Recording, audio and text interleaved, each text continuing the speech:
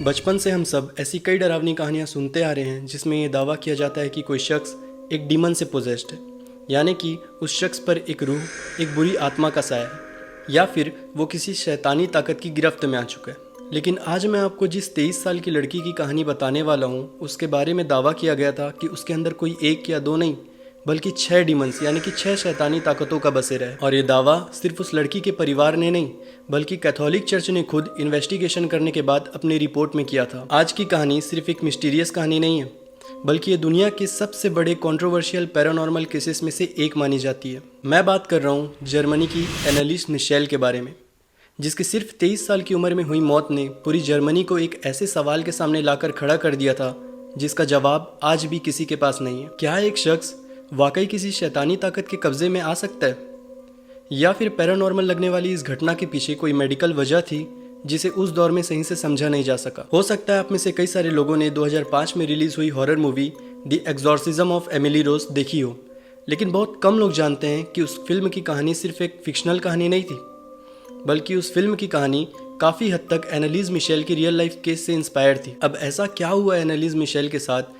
जिसने पूरे जर्मनी और दुनिया भर के लोगों को ये सोचने पर मजबूर कर दिया कि क्या वो वाकई किसी डीमन से पोजेस्ड थी या फिर वो सिर्फ एक मेडिकल कंडीशन के शिकार थी जिसे समझा नहीं जा सका। आखिर ऐसा क्या हुआ एनालिस मिशेल के साथ जो आज तक उसके केस को ना तो किसी मेडिकल एक्सपर्ट ने और ना ही किसी रिलीजियस स्कॉलर ने पूरी तरीके से एक्सप्लेन कर पाया है। क्या है एनालिस मिशेल की 16 साल की उम्र से लेकर 23 साल की उम्र तक की खौफनाक कहानी, जानेंगे इस वीडियो में। लेकिन इससे पहले अगर आपको भी ऐसे real life mysteries and documentaries देखना पसंद है और उनके पीछे की सच्चाई को समझने की क्यूरियोसिटी है तो सब्सक्राइब कर लीजिए इस चैनल को।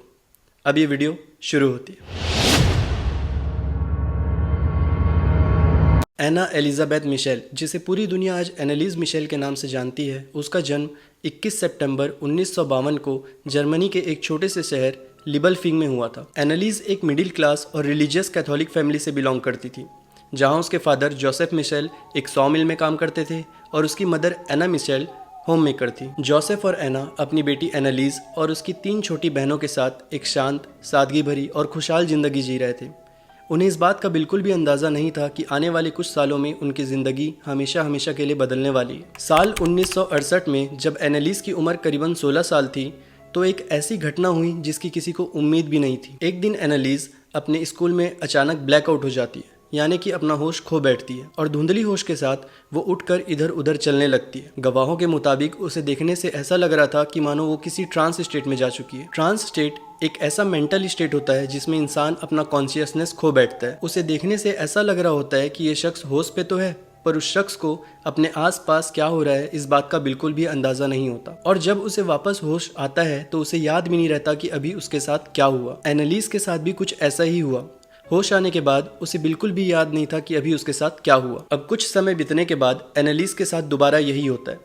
वो दोबारा से एक ट्रांस स्टेट में चले जाती है और जब उसे होश आता है तो उसे बिल्कुल भी याद नहीं रहता कि अभी उसके साथ क्या हुआ। अब जो कि ये कोई आम बात नहीं थी तो उसे लगा कि उसे किसी डॉक्टर से कंसल्ट करना चाहिए। डॉक्टर्स ने बताया कि उसे एक न्यूरोलॉजिकल डिसऑर्डर है जिसे टेम्पोरल लोब एपिलेप्सी कहा जाता है। लेकिन इस डायग्नोसिस को समझने से पहले हमें टेम्पोरल लोब एपिलेप्सी को समझना होगा। टेम्पोरल लोब हमारे ब्रेन का वो हिस्सा होता है जो हमारे कानों के ऊपर और दोनों तरफ मौजूद होता है। ये हिस्सा हमें सुनने में, किसी की बोली हुई बात या भाषा को समझने में, हमारे इमोशन और याददाश्त में एक अहम रोल प्ले करता है। और टेम्पोरल लोब एपिलेप्सी में इसी हिस्से में सीजर्स यानी कि दौरे आने लगते हैं, जिससे पेशेंट को अजीब सिम्टम्स फील होने लगते हैं, जैसे कि शरीर में झटके आना, अजीब स्मेल आना, यहाँ तक नॉन एग्जिस्टिंग आवाज़ें भी सुनाई देने लगते हैं। कभी कभी उन्हें अचानक बेचैनी, घबराहट या डर भी लगने लगता है। अब जो कि एक न्यूरोलॉजिकल डिसऑर्डर है तो इसके और भी कई सारे सिम्टम्स हो सकते हैं, जैसे कि दौरे के बाद कन्फ्यूजन और मेमोरी लॉस भी हो सकती है, जिससे पेशेंट को याद ही नहीं रहता कि अभी कुछ देर पहले उसके साथ क्या हुआ। अब जो कि एनालिस के हालात से सारे सिम्टम्स काफ़ी हद तक मिलते जुलते थे तो डॉक्टर ने टेम्पोरल लोब एपिलेप्सी डायग्नोस किया और तुरंत एक एंटी एपिलेप्टिक ड्रग यानी कि वो मेडिसिन जो एक एपिलेप्सी के पेशेंट को दी जाती है उससे एनालिस का इलाज तुरंत शुरू कर दिया। सबको यही उम्मीद थी कि ये एक मेडिकल कंडीशन है और एनालिस की हालात धीरे धीरे सुधर जाएगी, पर ऐसा नहीं हुआ बल्कि वक्त के साथ साथ उसके हालात और बिगड़ते जा रहे थे। अब एक सवाल ये आता है कि आखिर ऐसा क्या हुआ जो एनालिस के पेरेंट्स को मेडिकल ट्रीटमेंट के बजाय एक्सॉर्सिज्म यानी कि झाड़ फूक का रास्ता चुनना पड़ा। अब कई सालों की मेडिकल ट्रीटमेंट के बाद भी एनालिस के हालात नहीं सुधर रहे थे और जैसा कि मैंने बताया कि उसकी कंडीशन और बिगड़ते जा रही थी और यहीं पे उसकी कहानी एक बड़ा मोड़ लेती है। अब एनालिज ने कहना शुरू किया कि उसे डरावने चेहरे दिखाई देने लगे। उसे अजीब आवाज़ें सुनाई देती हैं जो मानो उससे कह रही हों कि वो उनके वश में आ चुकी है, वो अब शापित हो चुकी है। वो बताया करती थी कि उसे ऐसा महसूस होता है कि उसके कानों के पास आकर कोई कुछ बोल रहा है। एनालिस का कहना था कि उसके आसपास ऐसी कोई तो शैतानी ताकत है जो दिखाई नहीं दे रही। एनालिस एक काफ़ी रिलीजियस यानी कि धार्मिक लड़की हुआ करती थी, लेकिन अब वो बताने लगी कि उसे अपने धर्म से जुड़े तस्वीरों और चीज़ों को देखकर बेचैनी और घबराहट होती है। एनालिस के परिवार के मुताबिक एनालिस एक काफ़ी शांत मिजाज की लड़की हुआ करती थी, लेकिन अब वो बहुत ज़्यादा गुस्से में रहने लगी थी। कभी वो ऊंची और डरावनी आवाज़ में चिल्लाने लगती तो कभी गुस्से में खुद को मारती और नुकसान पहुंचाने लगती थी। इन सारे सिम्टम्स के चलते खुद एनालिस को और उसके पेरेंट्स को लगने लगा कि ये सिर्फ कोई मेडिकल कंडीशन नहीं है, ये एक इविल पोजेशन का केस हो सकता है और उन्हें चर्च की हेल्प लेनी चाहिए। अब कैथोलिक चर्च किसी भी पोजेशन क्लेम को बिना इन्वेस्टिगेशन एक्सेप्ट नहीं करती।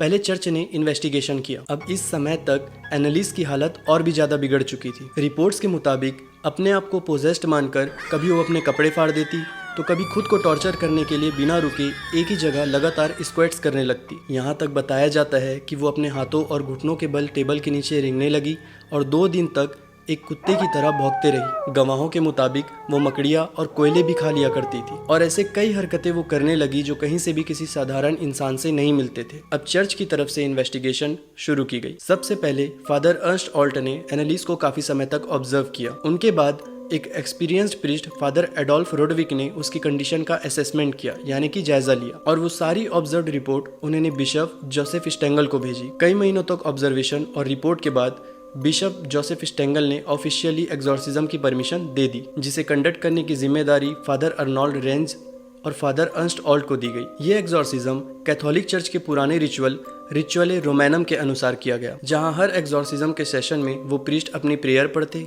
रिलीजियस रिचुअल परफॉर्म करते और एनालिस की कंडीशन को ऑब्जर्व करते। ये प्रोसेस कोई 1 या 2 दिन नहीं बल्कि 10 महीनों तक चला, जिसमें 67 एक्सॉर्सिज्म के सेशन एनालिस के ऊपर परफॉर्म किए गए। एक्सॉर्सिज्म की रिपोर्ट के मुताबिक एक्सॉर्सिज्म के दौरान एनालिस कभी बहुत गहरी आवाज़ में बात करती तो कभी जोर जोर से चिल्लाने लगती थी और प्रेयर के दौरान वो काफ़ी ज़्यादा वायलेंट रिएक्ट करती थी। प्रीस्ट ने बताया कि एनालिस ने एक्सॉर्सिज्म के दौरान अपने अंदर 6 अलग अलग डिमंस यानी कि 6 शैतानी ताकतों के नाम बताए। लूसीफर, केन, जुदास इस्कैरियट, नीरू, फ्लिशमैन और एक ऐसा नाम जिसे ऑलमोस्ट हम सब जानते हैं, एडोल्फ हिटलर।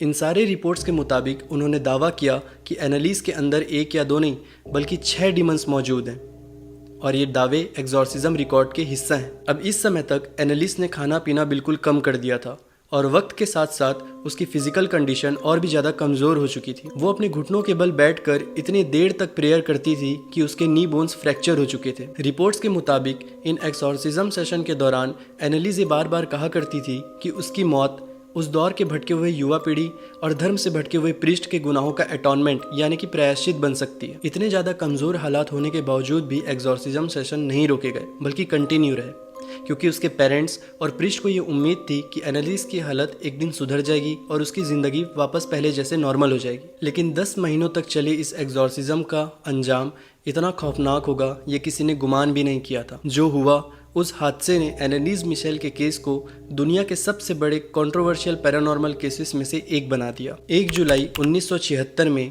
सिर्फ 23 साल की उम्र की एनालिस मिशेल की मौत हो जाती है। अब जो कि उसने खाना पीना बिल्कुल कम कर दिया था, तो ऑफिशियल ऑटोप्सी रिपोर्ट के मुताबिक भी यही पता चला कि उसकी मौत एक सीवियर मालन्यूट्रिशन और डिहाइड्रेशन की वजह से हुई है। उस वक्त उसका बॉडी वेट लगभग 30 kg के करीबन रह गया था। अब एनालिस के मौत के बाद जर्मनी में एक बहुत बड़ा लीगल केस शुरू हुआ। कोर्ट ने एनालिस के पेरेंट्स फादर अर्नोल्ड रेंज और फादर अर्नस्ट ऑल्ट को, यानी कि वो सारे लोग जो इस एक्सॉर्सिज्म की प्रतिक्रिया में शामिल थे, उन सब पर नेग्लिजेंट होमिसाइड यानी कि ना चाहते हुए भी किसी की हत्या करने का केस चलाया। कोर्ट का और मेडिकल एक्सपर्ट का ये मानना था कि अगर एनालिस को प्रॉपर मेडिकल ट्रीटमेंट और सही न्यूट्रिशन दी गई होती तो उसकी जान बच सकती थी। आखिरकार दोनों प्रीस्ट और एनालिस के पेरेंट्स को दोषी माना गया और उन्हें सस्पेंडेड प्रिजन सेंटेंस दिया गया, जिसमें दोषी को तुरंत जेल तो नहीं होती, बाशर्त वो अदालत के तय किए गए शर्तों का पालन करे। अब कोर्ट का ये फैसला भी उस समय काफी कंट्रोवर्शियल रहा। जहां कुछ लोग कोर्ट के इस फैसले से राजी थे तो वहीं कुछ लोग कोर्ट के इस फैसले के खिलाफ भी थे। आज भी बात जब एनालिस मिशेल के केस की आती है तो लोग 2 हिस्सों में बढ़ जाते हैं। एक तरफ बिलीवर्स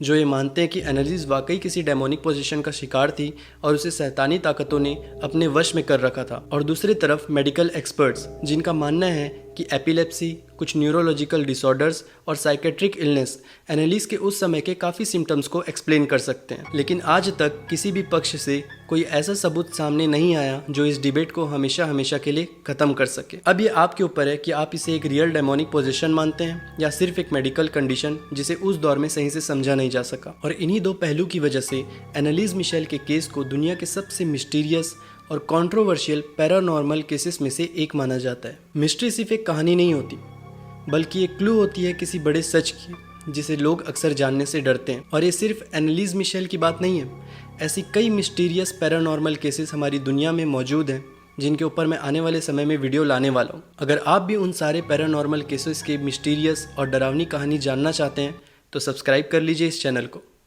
शुक्रिया।